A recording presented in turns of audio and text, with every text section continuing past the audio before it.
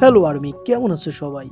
সবচেয়ে বড় প্রশ্ন, কেন ব্ল্যাক পিঙ্কের লিসাকে বলা হয় কে পপ কুইন আর বিটিএস এর জংকুকই বা কেন বিটিএস এর রাজা?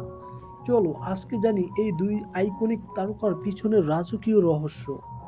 লিসা নামটাই যেন একটা ব্র্যান্ড, যেখানে পারফরমেন্স, স্টাইল, স্টেজ প্রেজেন্স আর গ্লোবাল ফ্যান্ডম সবকিছু একসাথে ফিউশন হয়ে একটা আগুনের নাম, লা লিসা। তুমি কি জানো, লিসা শুধু কে পপ না, পুরো এশিয়ান মিউজিক ইন্ডাস্ট্রিতে সবচেয়ে বেশি ফলোয়ার্স অর্জন করা ফিমেল কে পপ তারকা। তার র‍্যাপ, ড্যান্স, ফ্যাশন সেন্স আর কারিশমা সবকিছুতেই আছে এক রকমের রানী সুলভ confidence.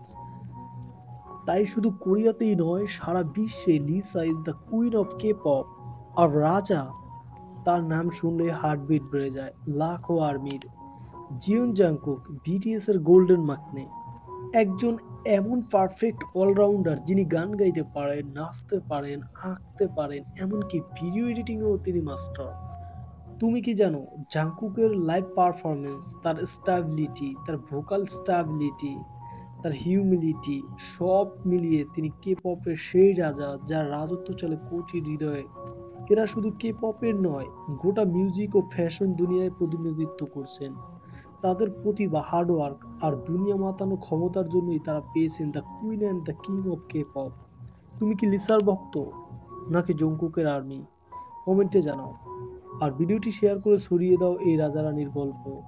Don't forget to like, comment and subscribe to our channel.